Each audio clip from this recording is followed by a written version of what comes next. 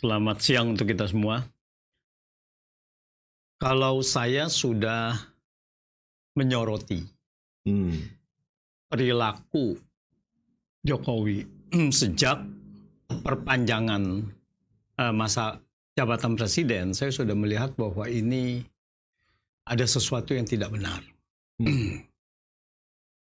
Jadi kita urut dari awal aja. Boleh, Ya, boleh. ini analisa saya. Lalu dengan dikaitkan lalu dengan Gibran ini. Yes. Nah, analisa saya adalah Jokowi dan keluarga ingin mencengkeram Indonesia. Sebegitu Mencengkeram, hororkah? mencengkeram dalam arti menguasai. Oke. Ingin menguasai Indonesia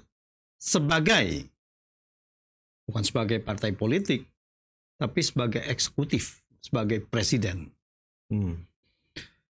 Jadi kalau kita lihat bahwa Pak Jokowi akan berakhir 2024 ini. Iya. Dan pada awal 2022 itu diorkestrasi ada minta perpanjangan.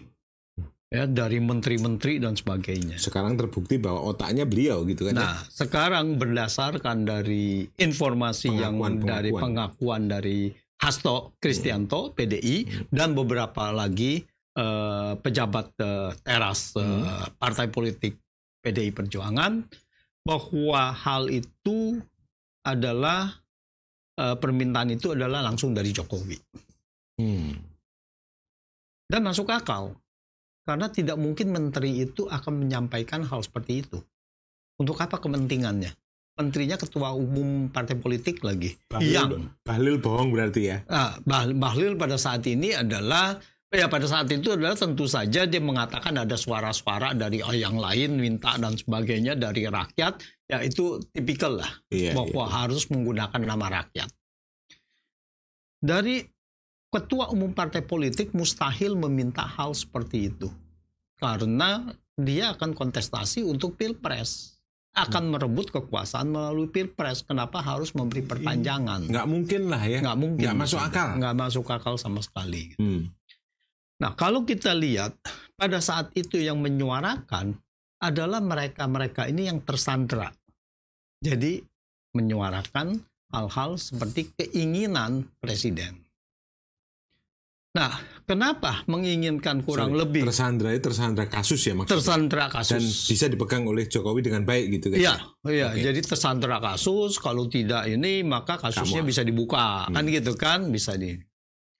Nah, kenapa meminta perpanjangan jabatan sampai 2027? Ini kan alasannya kan mereka sederhana saja. Bahwa ini ada COVID 3 tahun, maka minta 3 tahun. Ya, jadi seolah-olah ini natural. Karena dianggapnya kalau satu jabatan melanggar konstitusi. Karena periode presiden cuma 2 kali. Dianggapnya perpanjangan ini bukan 2 kali.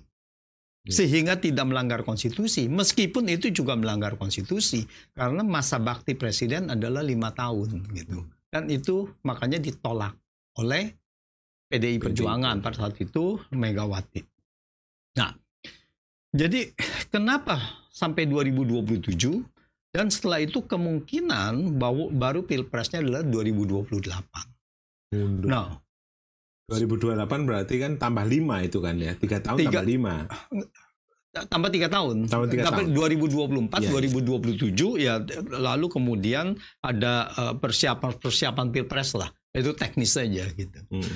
Tapi pada saat itu, pada 2027, Gibran itu sudah 40 tahun. Oh, sudah dihitung bener dong ya? Ya, jadi sudah dimintakan begitu. Ini analisa saya. Oke. Ya. Tapi masuk akal itu. Iya. Analisa saya pasti ada yang pasti saya upayakan yang masuk akal. Yang tidak masuk akal kita tidak perlu ini kan. Oke. Jadi pasti itu seperti kasus MK yang Jim Lee bilang masuk akal mengenai pembatalan putusan. Oke, kita kembali lagi ke sini. Jadi kalau kita lihat bahwa 2027 Gibran udah 40 tahun dan Dari kejadian yang terakhir ini, kita bisa melihat bahwa 2027 disiapkan Gibran akan dicalonkan sebagai presiden. Nah, kenapa dia yakin bahwa partai politik itu akan mendukung dia? Dan bisa mencalonkan Gibran menjadi calon presiden. Karena semua ini partai politik yang mendukung koalisi, yang mendukung pemerintahan sejak 2015 sebenarnya dan 2019 itu dimanja. Dimanja dalam arti diberikan apa yang kalian mau. Dalam arti materi. Termasuk korupsi dan sebagainya didiamkan. Oh, jadi sebetulnya Jokowi tahu semua itu ya, tapi didiamkan agar dia nurut, dikasih gula-gula gitu. Iya, begini, kalau tahu, saya menduganya pasti tahu. Ya, apa yang kejadian dan sebagainya pasti tahu gitu. Kalau kita lihat dari kasus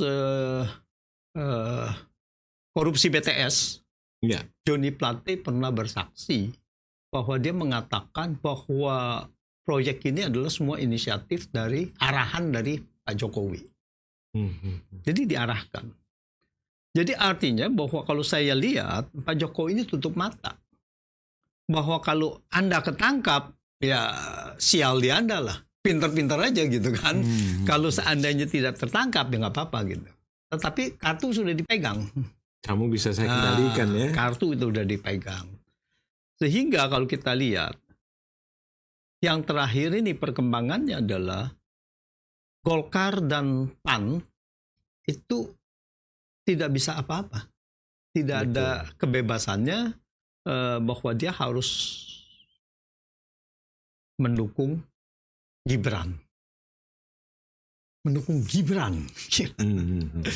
Padahal Golkar kita tahu polisi senior semua di sana. Tapi saya pernah ngobrol sama orang Golkar itu, ketika itu terjadi, ketika dukungan itu jelas-jelas diwacanakan, itu beberapa orang menangis. Dia bilang gini, saya nggak ngerti ini zaman apa, tapi seandainya ini pil pahit yang harus kita telan, ya kita telan saja. Semoga nanti baik. Mereka nggak punya pilihan. Ya, harusnya pilihan ada, harusnya. Harusnya, ya. Iya. Tapi nggak tersandera?